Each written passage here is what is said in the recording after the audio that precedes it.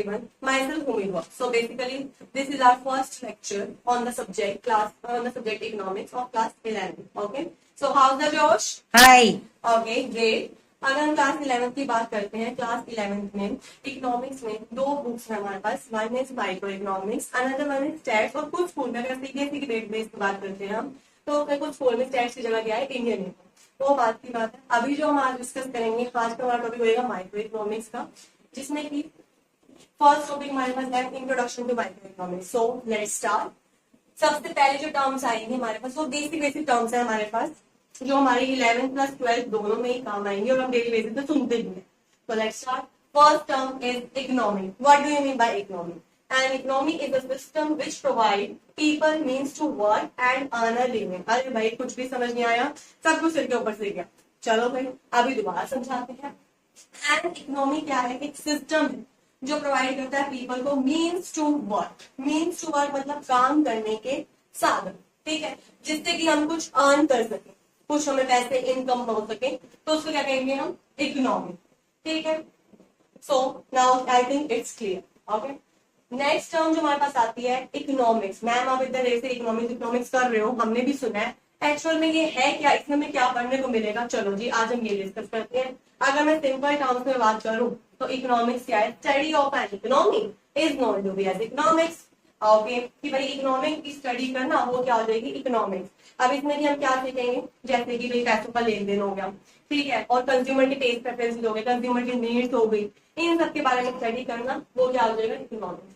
अच्छा जी, अब क्वेश्चन में ना 1 और 2 मार्क्स में क्वेश्चन आ जाता है जनरली कि what do you mean bye economics. अब वहां पर ये डेफिनेशन सिंपल लिखा होगा कि इकोनॉमी की स्टडी करना वो इकोनॉमिक्स हो जाएगी, तो वहां आपको पॉइंट नहीं मिलेंगे. हमें कुछ एडजेक्टिव लिखना है, कुछ अच्छा लिखना है.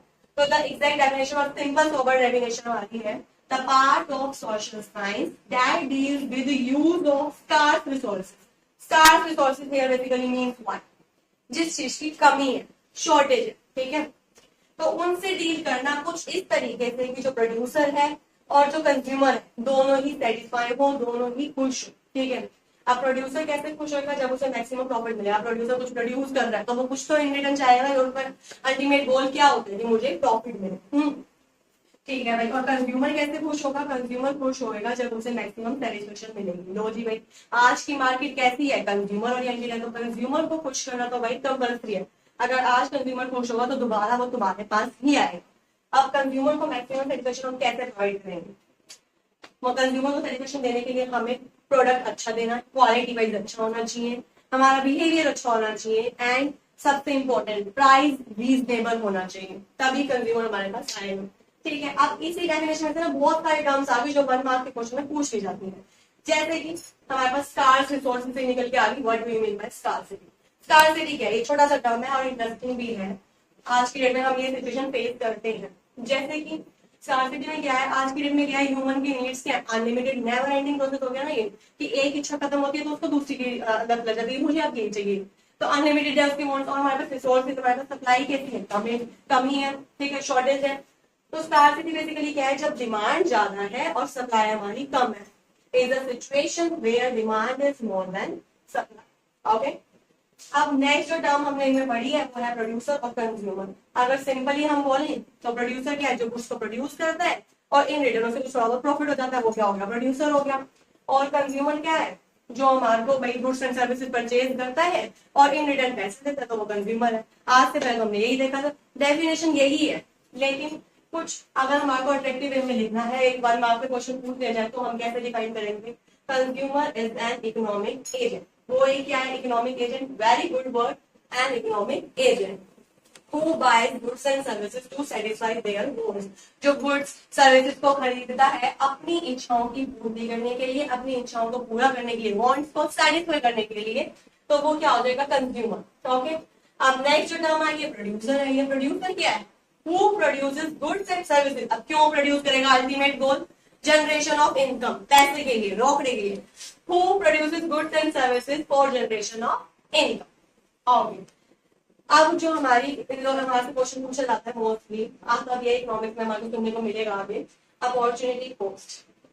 Very best question for the examination के पॉइंट ऑफ व्यू से बहुत अच्छा क्वेश्चन है, हमेशा पूछा भी जाता है. जो हमारी है वो है अपॉर्चुनिटी कॉस्ट. अपॉर्चुनिटी कॉस्ट मतलब the cost of next best alternative foregone. यहाँ पे अल्टरनेटिव का मतलब चॉइसेस और फोरगॉन मतलब छोड़ देना।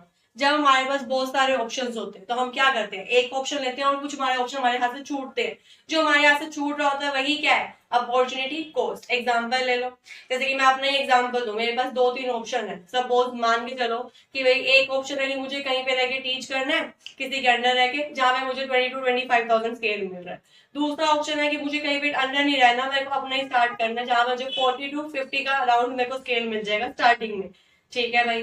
तीसरा ऑप्शन ये है कि मुझे कंपनी से ऑफर आया है जहां पे मुझे 30 to 35,000 रुपीज मिल रही है सैलरी पर मंथ। ठीक है, मैंने क्या किया, मैंने 40 to 50 वाला ऑप्शन चूज करा। और अगर मैं वो चूज नहीं करती तो नेक्स्ट बेस्ट अल्टरनेटिव होता, वो क्या था, ऑफिस वाला, जो 32,000 मेरे को मिल रहे थे वहां पे। मैंने वो 40 to 50 के चक्कर में वो 35 वाला छोड़ दिया, तो वही क्या है, अपॉर्चुनिटी कॉस्ट। ओके, एक और एग्जांपल ले लो। सपोज मान लो एक पर्सन है जो कि एज अ बैंक में मैनेजर की पोस्ट पे है, उसे वहां पे मिलते हैं 30 to 35,000 के।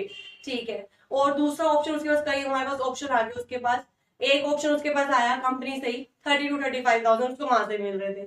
दूसरा ऑप्शन एक और आ गया जहां पे उसको जर्नलिज्म में काम करना था, स्टार्टिंग में उसको 30,000 मिल रही थी। उसने क्या किया, उसने वही बैंक मैनेजर वाली जॉब भी पकड़ी रही जहां पे उसको 35 to 40 मिल रहे थे। अब अगर वो 35 वाला नहीं लेता तो नेक्स्ट बेस्ट अल्टरनेटिव वो कंपनी वाला लेता, 35 उसको आराम से मिल रहे थे। That is the concept of what, opportunity cost. Okay, so our next term is economic problem.